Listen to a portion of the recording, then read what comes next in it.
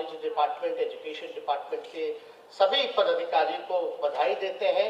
और एक खाली हम रिक्वेस्ट करेंगे, माननीय मुख्यमंत्री जी बार बार कहते हैं कि जल्द से जल्द एक्सपीडाइट कीजिए, जल्द से जल्द पद को सृजन कीजिए, जल्द से जल्द लोगों के हाथ में नियुक्ति पत्र मिले। तो हम आमिर सुबहानी साहब इधर देख रहे हैं और मुख्यमंत्री जी के प्रधान सचिव भी हैं, दीपक जी हैं, हम चाहेंगे कि जल्द से जल्द लोगों के लिए ये काम जो है पूरा कीजिए। और इससे तो आप ही लोगों को सहूलियत होगा, सभी अधिकारियों को सहूलियत होगा।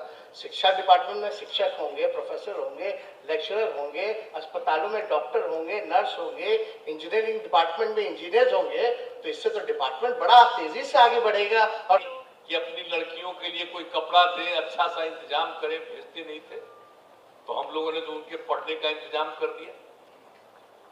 पोशाक योजना, साइकिल योजना, ये सब शुरू किया। अब कितना ज्यादा लड़कियों की संख्या बढ़ गई। तो अब जो लड़कियां अगर पढ़ेगी और बढ़ेगी लड़कियों की संख्या, तभी तो ये जो हम लोगों का प्रजनन दर है वो घटना शुरू हुआ। ये बिहार का तो जानते ही ना है भाई, ये जो बिहार का जो क्षेत्रफल है वो देश में 12वें नंबर पर है, लेकिन आबादी के हिसाब से तीसरे नंबर पर है। अब जरा सोच लीजिए, और उसका कारण क्या था? अब प्रजनन दर 4.3। और जब हमने पूरे देश का आकलन लेकर के जानकारी प्राप्त की और बिहार का भी आकलन किया कि अगर पति पत्नी में पत्नी मैट्रिक पास है तो पूरे देश का प्रजनन दर 2 था, और बिहार में भी अगर पति पत्नी में पत्नी मैट्रिक पास है तो उस परिवार का भी प्रजनन दर 2, और पति पत्नी में अगर पत्नी इंटर पास है तो देश भर का उसका प्रजनन दर था 1.7। लेकिन बिहार में जो हम लोगों ने सर्वे कराया, अगर पति पत्नी में पत्नी इंटर पास है तो उसका प्रजनन दर मिला 1.6।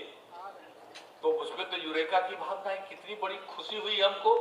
और उसी के बाद हमने सोचा कि लड़कियां पढ़ेंगी, और इसीलिए प्राथमिक विद्यालय तो हर पंचायत, तो एक एक तरह से जो सारा सब काम हाई स्कूल वगैरह का और उसको +2 तक पढ़ाने का, ये सब काम, और उसके लिए टीचर्स की बहाली के लिए सब कुछ करके, और अभी हाल ही में हम लोगों ने कितना ज्यादा 7,000 करोड़ रुपया से भी ज्यादा अलॉट कर दिया है। और हम तो चाहते हैं कि जरा तेजी से बहाली करा दीजिए। तो अब आप सोच लीजिए कि अब जब आप जानते हैं अब प्रजनन दर कहां पहुंच गया, ये जो लड़कियों को पढ़ा रहे हैं तो प्रजनन दर अब जो 4.3 था, अब वो घटते घटते पहुंच गया है 2.9 पर, और हमको तो 2 पर ले आना है। बहुत